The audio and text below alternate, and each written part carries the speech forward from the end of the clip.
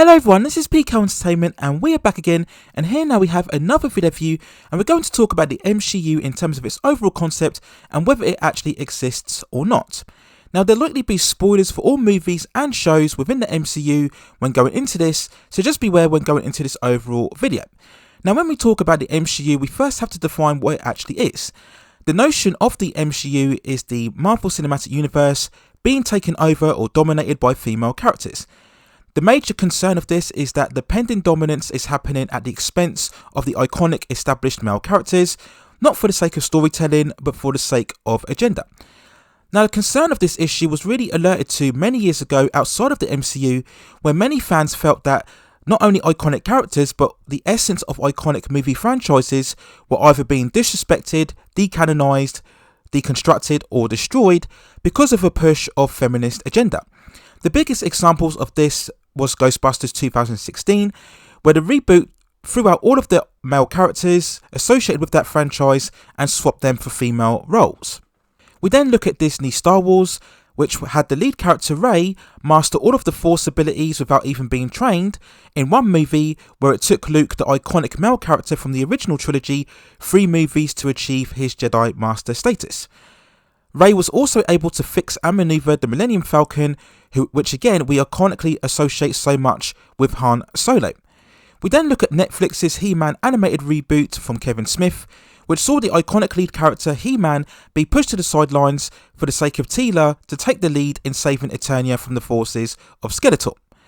Now this concern also extended into the comic books, with the all-new All-Marvel initiative, which saw a lot of the iconic male characters either being gender or race swapped, or having their roles be supplanted in terms of agenda.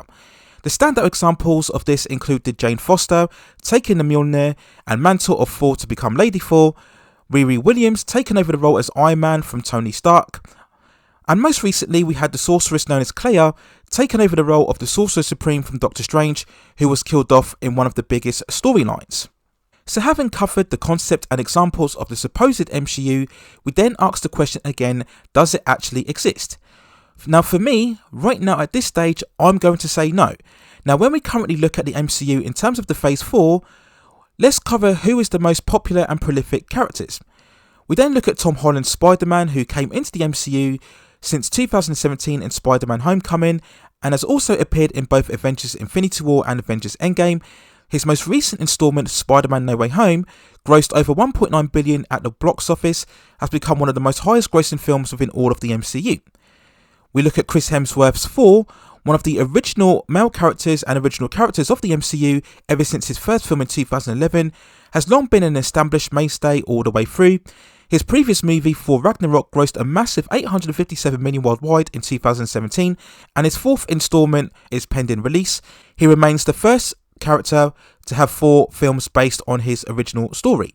Benedict Cumberbatch's Doctor Strange brought his own first film in 2016 and has made his 5th appearance in the franchise with his sequel Doctor Strange in the Multiverse of Madness, which looks already to become one of 2022's biggest films, having already grossed over $500 million after its first weekend of release.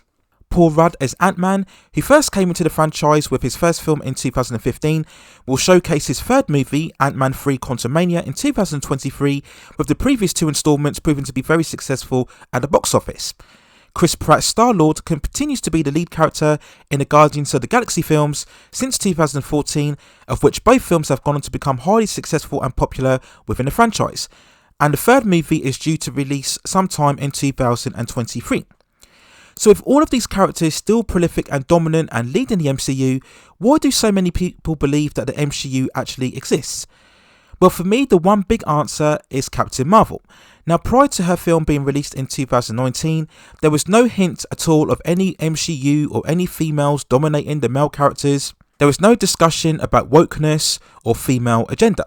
By the introduction of Carol Danvers into the franchise, already anointed by Kevin Feige himself as the new leader of the MCU, definitely raised a lot of eyebrows. Despite not being seen yet in the MCU, with little reference about her origin or her powers, why was she already taking priority over the other Avengers characters? Carol Danvers herself had very little resonance amongst the comic book fans. She was probably most famous for having her powers absorbed by Rogue, who of course went on to become one of the most iconic members of the X-Men. Whilst it was clear that the MCU wanted their very much own Wonder Woman for the franchise, why did Carol Danvers have to become the leader of the whole universe? All of the other characters had to earn their place within the franchise, so why was Carol Danvers given such special treatment? Now, the only rationale that all of us could come to is that she was female, and it was really at this point where we saw a sudden shift towards bringing more female characters towards the MCU. Now, let's be clear here, having more female characters is absolutely fine, and dare say we could say was probably necessary, as for so long it was only Scarlett Johansson's Black Widow who was the only prominent female character, whose eventual solo movie in 2022 was long overdue, and we all agreed that she should have had their movie come out way before, probably at around the time of Winter Soldier or Age of Ultron.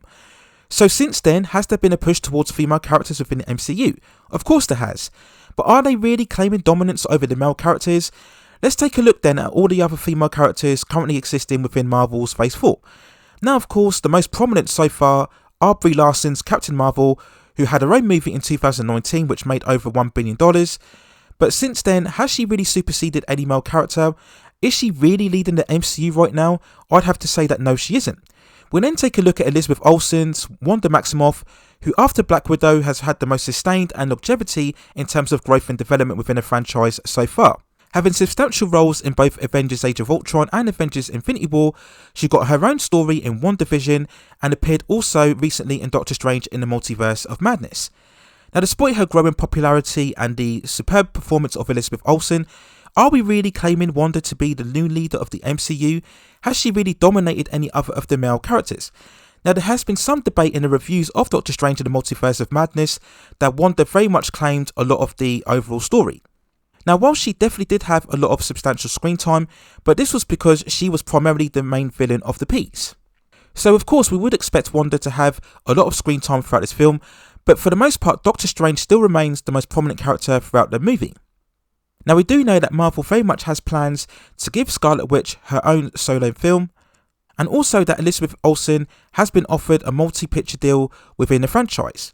So definitely without question Wanda will become far more prominent within the MCU, but at this stage we cannot say that she's definitely dominating or claiming dominion over the established male characters. So who else do we have then in terms of the female roles? Well, we have America Chavez, who appeared in Multiverse of Madness. We have Janet Dine, who appeared in the Ant-Man films. We have Mariah Hill, who was primarily the supporting agent of Agent Fury in the Avengers films. And if we look at all of these characters, they are primarily supporting roles. We also have Sharon Carter, who appeared in Captain America Civil War and also the Falcon and Winter Soldier. But if we're honest, all of these characters have very small supporting roles within the franchise. Probably the next most prominent female character was Hayley Atwell's Peggy Carter, whose most substantial appearance was in Captain America the First Avenger.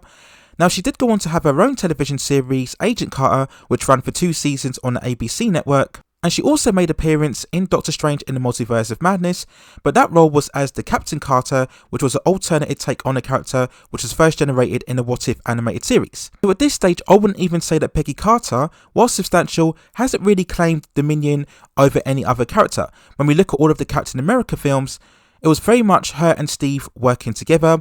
There was no talking down to Steve or condescending to him, and it had a very touching moment, of course, at the end of Avengers Endgame. So if we're going to say that there is a push towards female characters, it's largely happening on the Disney Plus shows. When we look at what's coming up in the future, we're getting a standalone series for the likes of Echo, who appeared in the Hawkeye series. Agatha Harkness, who came from WandaVision, will be getting her own show. Riri Williams will get her Ironheart series. And also we will see Kamala Khan appear as Miss Marvel, which will be the next upcoming Disney Plus shows to debut on June 2022.